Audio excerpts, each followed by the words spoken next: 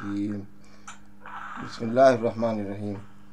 The previous talk I was doing was actually about snoring and the association of snoring, the causes of snoring, and what are the types of snoring, and what are the outcomes of snoring, and what are the complications of the snoring, which I have said that snoring doesn't seem to be have complication. Normally there are no complications.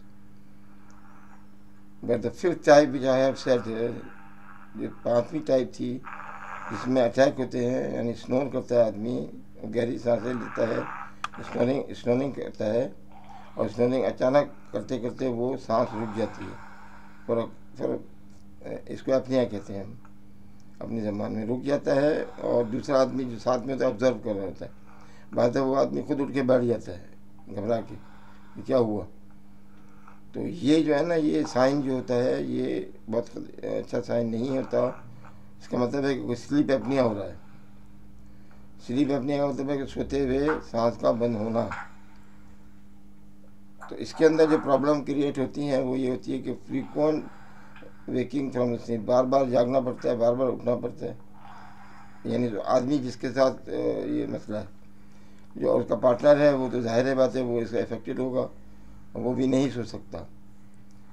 फिर इसके बाद light sleeping होती है, क्योंकि रात को जो होती है दो टाइप की स्लीप होती है, non rapid eye movement sleeping होती है और रैपिड आई मूवमेंट स्लीपिंग होती है। जिसमें non rapid eye movement sleep में आप जो होते हैं कॉन्शियस होते हैं, थोड़े से आप ज़ीरो नहीं होता है कॉन्शियस लेवल। इसमें जो होता है वो फिर भी आवाज़ दी जाती है या कोई आसपास कोई एक्टिविटी हो रही होती है वो सुनाई दे रही होती है वैसे। लेकिन जब non rapid eye movement sleep में वो जाता है तो उसमें जो है ना वो कट ऑफ हो जाता है, डेथ हो जाती है उसकी। इसीलिए आपसे वसल्लम ने भी इसको दुआ में अपनी मौत करार दिया है कि मौत हो जाती है, अल्लाह ताला ही उसको मौत देता है रोज़ाना, और फिर वो दोबारा जो है वो कॉन्शियस लेवल आ जाता है उसका, या वो ज़िंदा हो जाता है या ठीक हो जाता है। तो non rapid eye movement sleep, तो वो स्लीप एक्चुअली स्लीप होती है। लेकिन इसमें यह है कि लाइट स्लीपिंग ज़्यादा होती है और डीप स्लीपिंग इसमें कम होती है। इसकी वजह स्नोरिंग है। जो स्नोर करेगा वो डीप स्लीप में करेगा, लाइट स्लीपिंग में तो नहीं करेगा। तो उसका जो ड्यूरेशन है वो कम हो जाता है और लाइट स्लीपिंग का ज़्यादा हो जाता है। इससे बॉडी पर इफ़ेक्ट आते हैं, क्या कि हार्ट पर इसके इफ़ेक्ट आते हैं।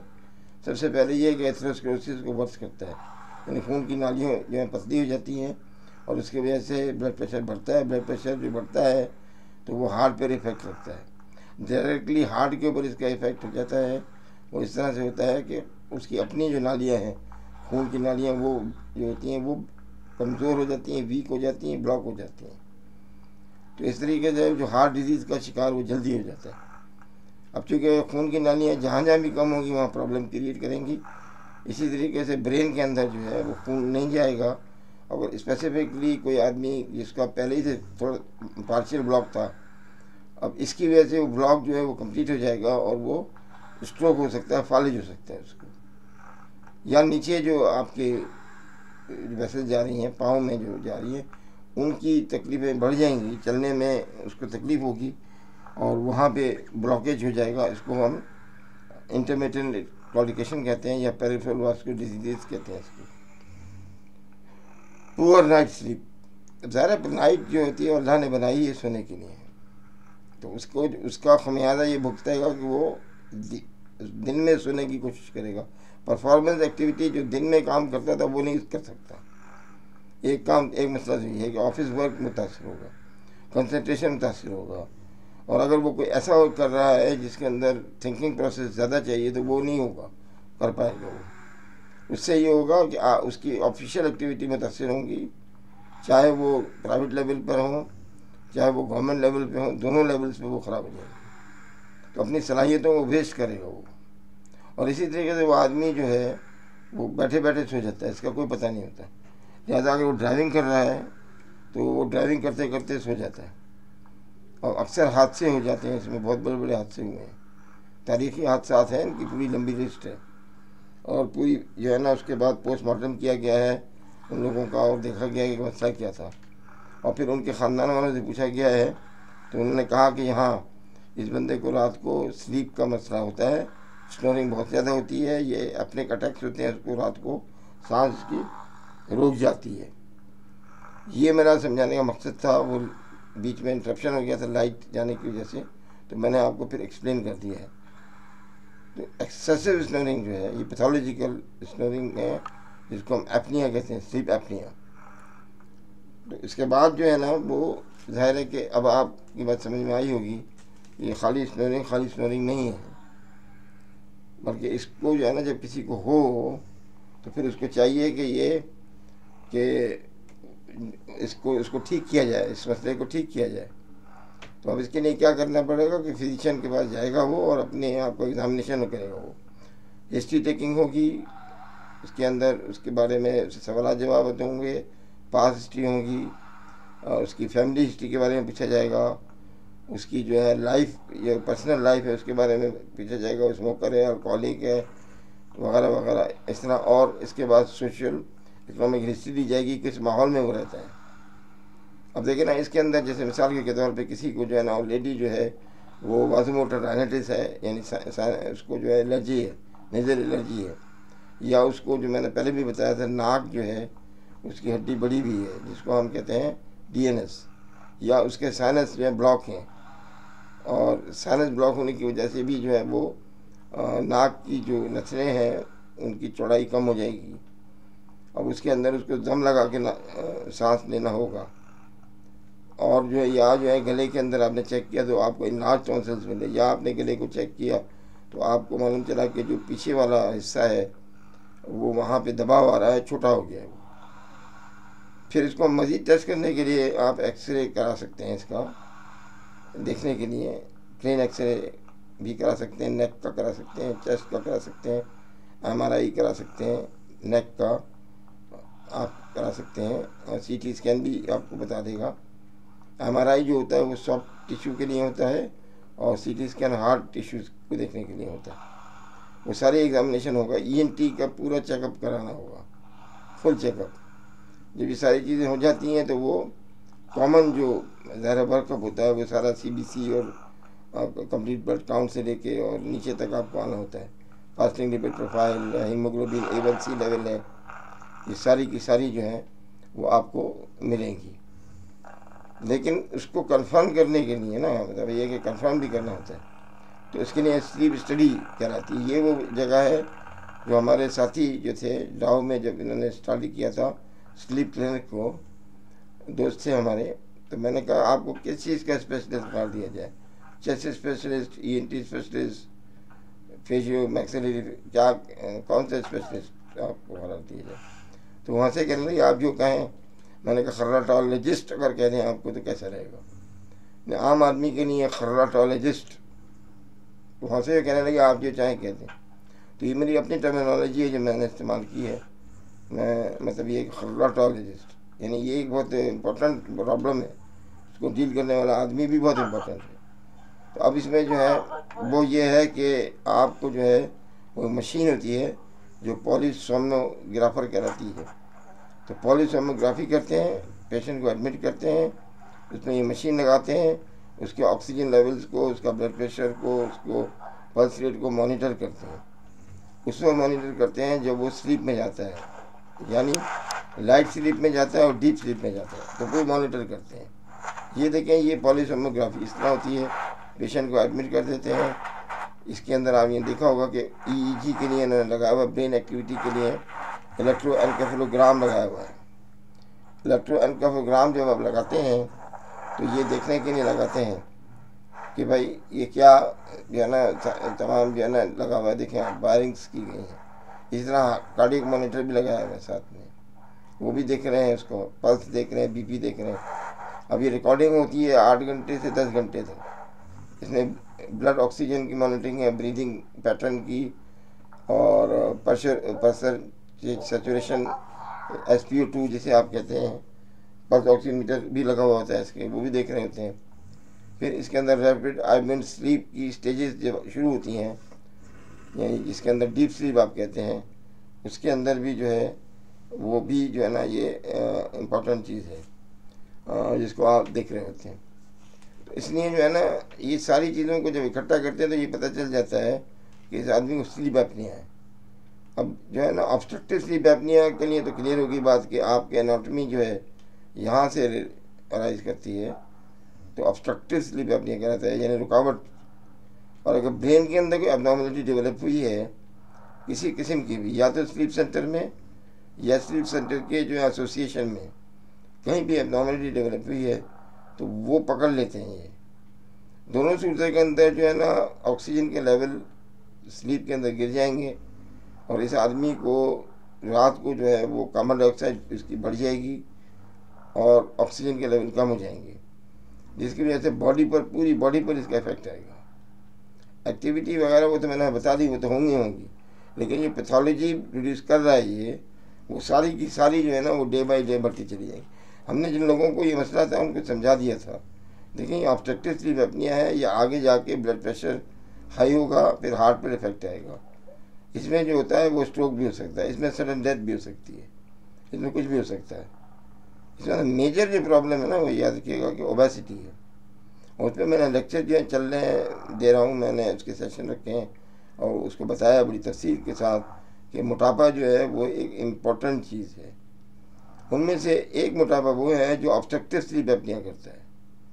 वो मोटापा जो कि स्लीप एपनिया करता है और वो भी ऑब्स्ट्रक्टिव नेचर का, क्योंकि चारों तरफ चर्बी जमा हो जाती है, लेकिन यहाँ दबाव आना शुरू हो जाता है। अब ऐसे लोगों का जो है ना वो पिकविकियन सिंड्रोम अपनी ज़बान में हम कहते हैं, पिकविकियन सिंड्रोम। इसका परमानेंट सोल्यूशन है ये है कि ज़ाहिर है कि आप वज़न को कम करें, प्राइमरी कॉज को ख़त्म करें, बजाय इसके कि वो चोचले पाले आपके, ये कर लो तो ये कर लो, ये कर लो, कुछ नहीं होता।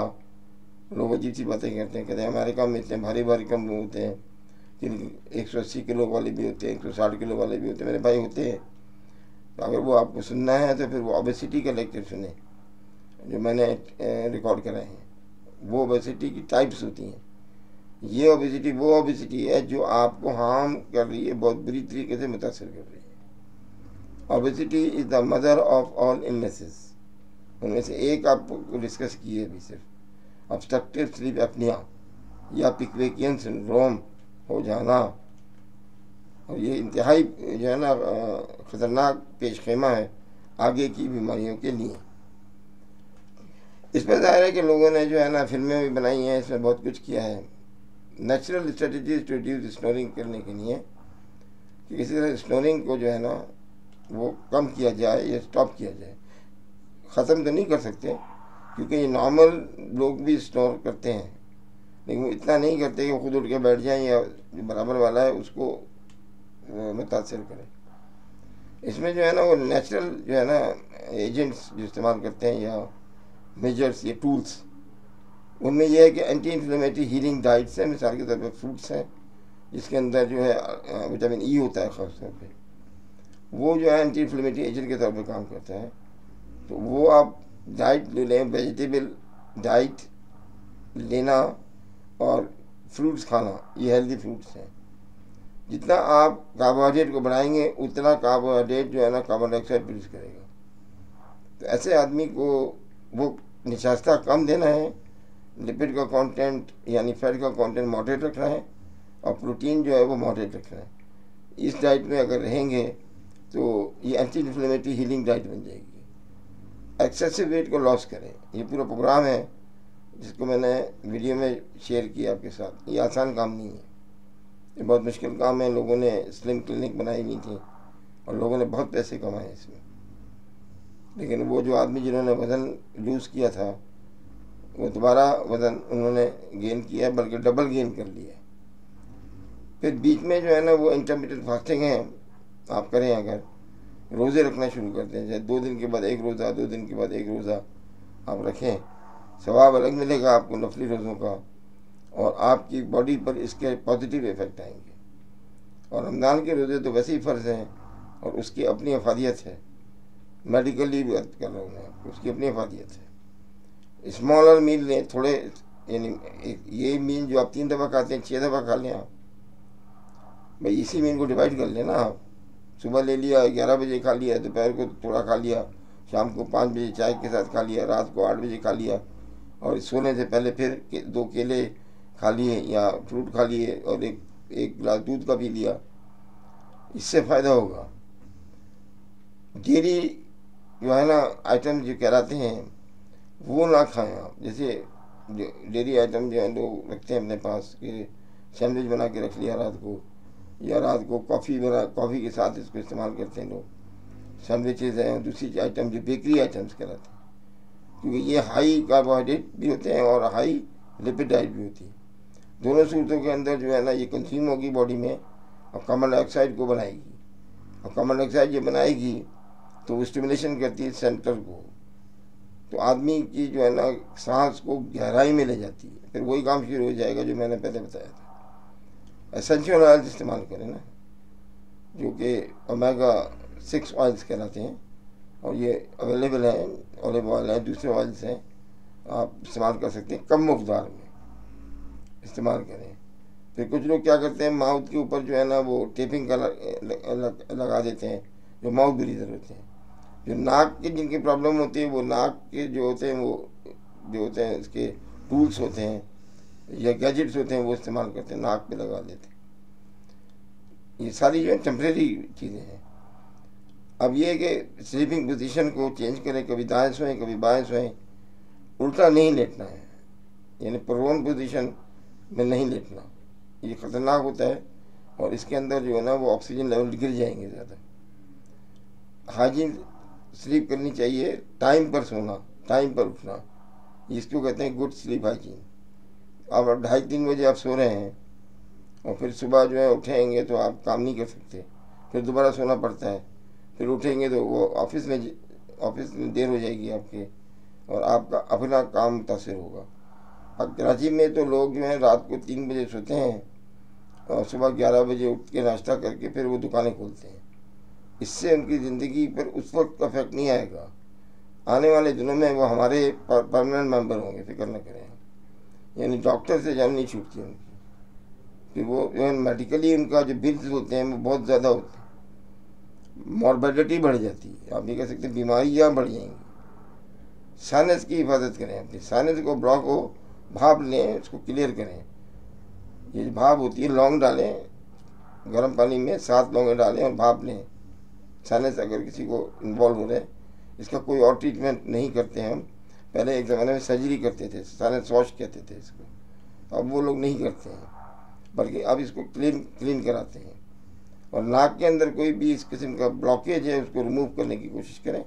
सिनकना नहीं है नाक को ज़ोर से, वो और ब्लॉक कर देगी आपको। अल्कोहल है, स्मोकिंग है, सेडेटिव्स हैं जो इस्तेमाल करते हैं लोग, ये क्या करते हैं, रेस्पिरेटरी सेंटर को डिप्रेस करते हैं।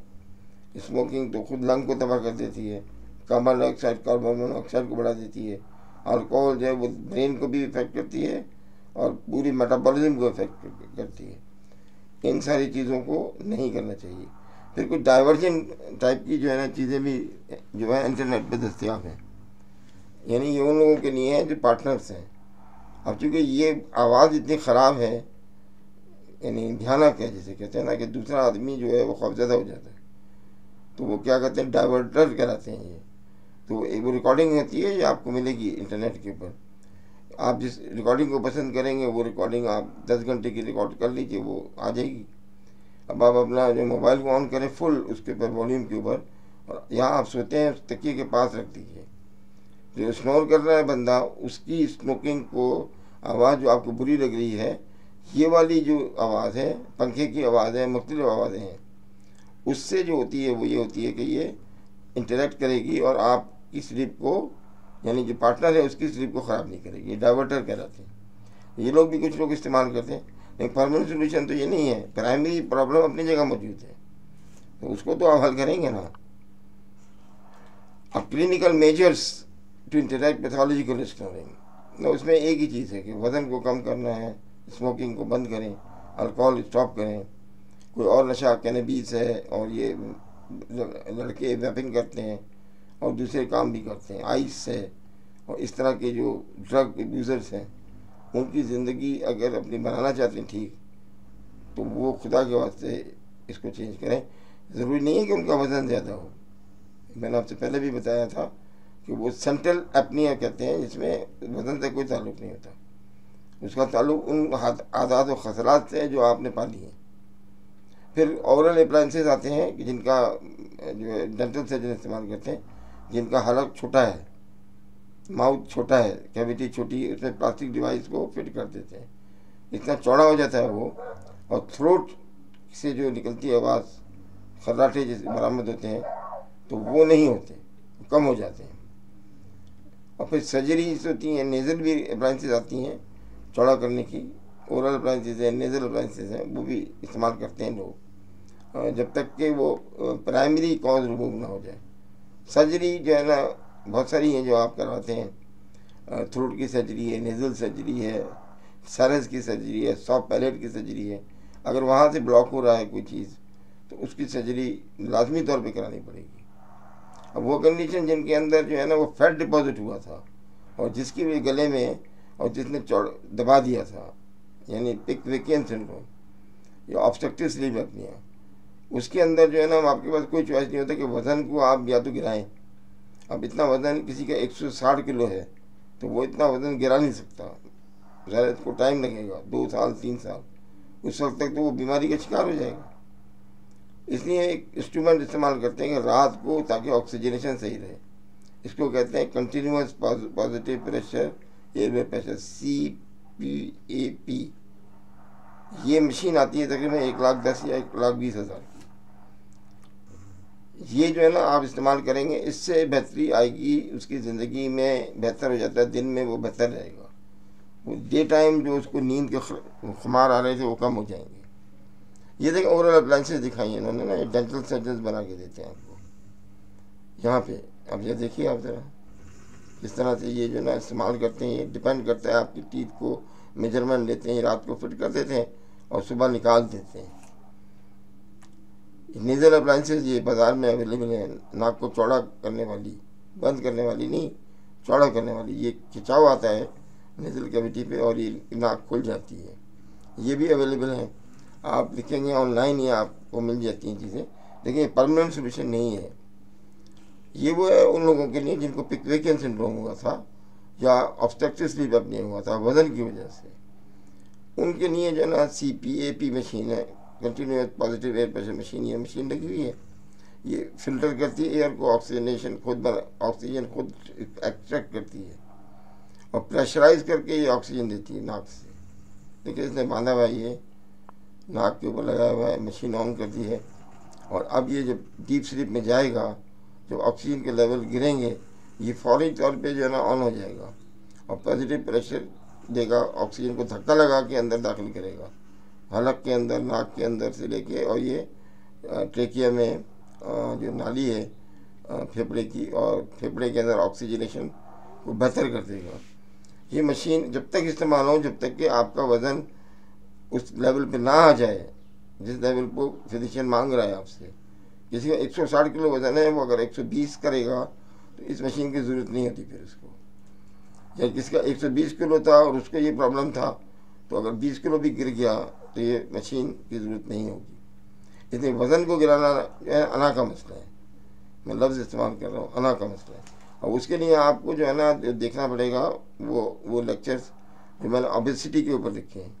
सेशन 1 है इसका जो मैंने दिया है, उसका सेशन 2 भी दिया है, सेशन 3 भी दिया है। काफ़ी 2-2.5 घंटे का लेक्चर है जो मैंने डिलीवर किया है, 3 हिस्सों में किया है, उसको हर तरह से कवर किया है मैंने। तो ये जो है ना अगर आपने कर लिया, अपना वज़न को कम कर लिया, तो ये परमानेंट सोल्यूशन है। अपनी लाइफ स्टाइल को चेंज कर लिया, परमानेंट सोल्यूशन है। खुद भी ज़िंदा रहें और दूसरों को भी ज़िंदा रखने की कोशिश करें, वो भी मुतासिर ना हो। मुझे उम्मीद है कि आपको ये पसंद आया होगा लेक्चर, और जो है ना वो आपको जो है वो उसके अंदर आप ये देखें कि जो है ना यहाँ पे भी जो है आपको बताने का सिर्फ मकसद ये था कि जो डिस्टर्बेंस होता है वो खाली डिस्टर्बेंस जो होता है वो उस आदमी के लिए नहीं होता, बल्कि उस जगह जहाँ वो रह रहा है उसके तमाम लोगों का जो है ना वो मुतासिर होते हैं, उनकी ज़िंदगियाँ भी ख़राब हो जाती हैं। तो इसको जो है ना अच्छी तरीके से समझ लीजिएगा और अगर इसके लिए कोई प्रॉब्लम आपको है समझने में हो रही है तो आप हमारी जो है ना वेबसाइट के ऊपर जा सकते हैं, और वेबसाइट के ऊपर खोलेंगे तो आप इस पर क्वेश्चन करेंगे तो आपको जवाब मिल जाएगा। और इसके अलावा इसके एक्सपर्ट्स के पास जाना चाहें तो आप बिल्कुल एक्सपर्ट के पास भी जा सकते हैं, लेकिन सबसे पहले इंटरनल मेडिसिन का आदमी, जिसको इंटरनिस्ट कहते हैं, उसको देखने दें। वो आपको बताएगा, रेफ़र करेगा कहाँ जाना है, कौन सा आदमी डील करता है इसको, ये वो बताएगा आपको। वज़न के गिराने वाली जो साइट्स हैं या क्लिनिक्स हैं उनका कोई फ़ायदा नहीं होगा, क्योंकि आप कितने दिन जाएंगे वहाँ पे, 2-3 महीने, 4 महीने, आप कितने दिन डाइट करेंगे, आप कितने दिन, 4 महीने, 5 महीने, फिर वही हालात हैं। परमानेंट सोल्यूशन ये नहीं है। उम्मीद है कि आपकी बात समझ में आ गई होगी। वमा अलैना इल्लल बलाग।